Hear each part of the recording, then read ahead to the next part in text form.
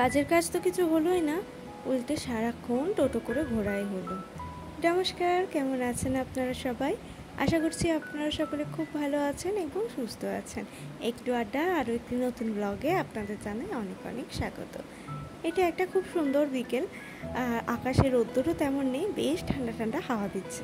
মানে কিছুক্ষণ আগে বৃষ্টি হয়েছে, তারপরে আবার সূর্যি মামা বেরিয়ে পড়েছে। আমি আর অমিত বেরিয়ে পড়েছি। কাপড় জামা তো সবই মোটামুটি কেনা হলো, এবার আরও কিছু কেনাকাটি বাকি আছে। তাই আজকে যাচ্ছি মেমারি। তো মেমারি যাচ্ছি, কিন্তু আমাদের কাজের কাজ সত্যিই কিছু হয়নি। ব্লগের শুরুতেই কিন্তু বলে দিলাম, কাজের কাজ কোনো কিছুই হয়নি। গেলাম শুধু ঘোরা বেড়ানো, এইটুকুই হলো। মেমারিতে আর কোথায় ঘুরবো আর বেড়াবো, ওই রাস্তা দিয়ে শুধু গাড়ি চালিয়েই যাওয়া হলো। তো ঘুরতে ঘুরতে অমিত বললো এখানে গন্তারে ঝুলনের মেলা হয়, তো চলো দেখে আসি। তো গেলাম সেখানে মেলা দেখতে।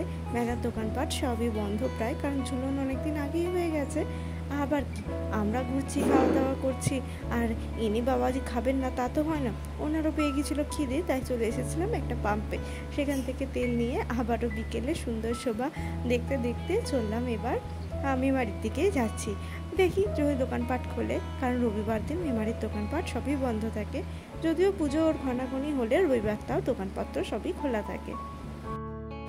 পরন্তু এই বিকেলটা যে কি সুন্দর লাগছিল যে কি বলবো। সূর্যি মামা ওদিকে মেঘের ফাঁক দিয়ে মাঝে মাঝে উঁকি দিচ্ছে, আর এখন তো বৃষ্টি হচ্ছে খুব, জমিগুলোতে সব জল জমে গেছে। আর ওদিক থেকে কি সুন্দর জলের ওপর সূর্য কিরণটা পড়ছিল। আমরা অনেকক্ষণ ঘুরলাম বেরোলাম, এবার কিছু খাওয়া দাওয়া করতে হবে। তো প্রথমেই অমিত বললো প্রচণ্ড গরম করছে, চলো একটু লেবু জল খাই। আর ওদিকে দেখুন কি সুন্দর মোমোর থেকে স্টিম বের হচ্ছে। তো আমি নিয়ে নিয়েছিলাম মোমো, আর এরপরে চলে এসেছিলাম নতুন বাস স্ট্যান্ডে, এই বাজার কলকাতায়। এটা হলো মেমারি নতুন বাস স্ট্যান্ড, আর ওই দেখুন ওদিকে হচ্ছে এম বাজার, যেটা এখন ওপেনিং হয়ে গেছে। ব্লগটা আমার কিছুদিন আগে, তো এখন ওপেনিং হয়ে গেছে। এখন মেমারিতে মোটামুটি বেশ অনেক কটাই কিন্তু এরকম শপিং মল হয়ে গেছে। আর এবার চলে এসেছি মেমারি স্টেশনে। যারা যারা মেমারিতে থাকেন তারা এই জায়গাটা খুব ভালো করেই চিনবেন। এখান থেকে খাবো একটু দই লস্যি, আর তারপর বেরিয়ে পড়বো। আর মা বাপির জন্য নিয়ে নিলাম একটু তেলে ভাজা।